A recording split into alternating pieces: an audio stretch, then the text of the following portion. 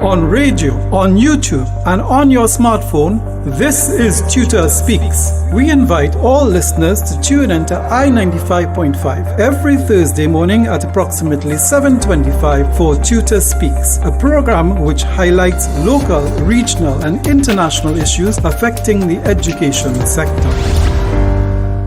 Good morning to all listeners and welcome to TTUTA Speaks. I'm your presenter, Barry Joel Desaine.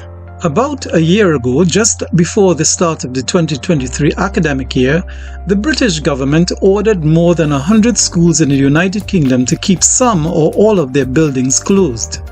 It took just one collapsed beam at a school during the August vacation for the Department of Education to take this drastic decision to close these schools simply because they were all built using the same type of concrete.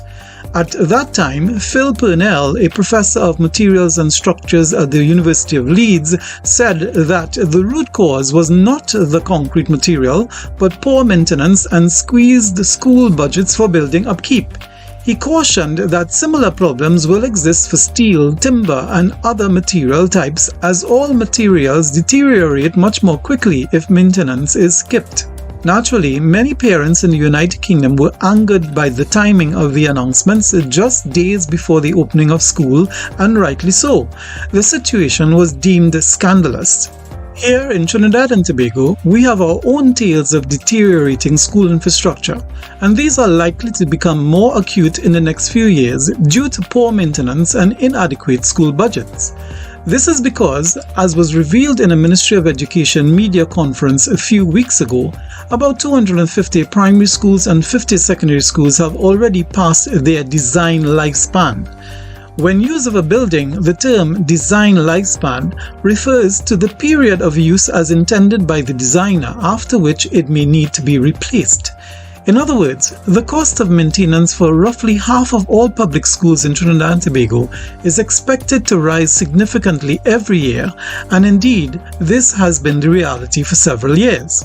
Last week, the Minister of Education alluded to the problem of insufficient funds for school repairs. This is not a recent development, as the facilities management arrangements for most schools have been consistently deficit for many years. In fact, the ministry's school repair program only treats emergency situation, and despite consistent warnings from the Trinidad and Tobago Unified Teachers Association over several years, the authorities have persistently refused to address issues of routine school maintenance. The increasing complaints from school administrators about faulty school infrastructure in recent times is therefore unsurprising. Yet, the Honourable Minister of Education appears to be misguided, having suggested that this year's complaints about school repairs is being blown out of proportion because it is an election year. That is absolute rubbish. The second law of thermodynamics states that as one goes forward in time, the net entropy or degree of disorder of any isolated or closed system will always increase or at least stay the same. In other words, whether referring to vehicles, furniture, buildings, or even personal health, things will always deteriorate over time. Do nothing and your apartment will get messy, your garden will be overgrown with weeds, your business will fail, crimes will increase, and your relationships will end in heartbreak. Without consistent maintenance over time, everything naturally decays. Perhaps someone should explain this to the government. You have been listening to TTUTA Speaks. To contact us, please dial 610-3850. That's 610-3850. Or you may email our president at president@tuta.org.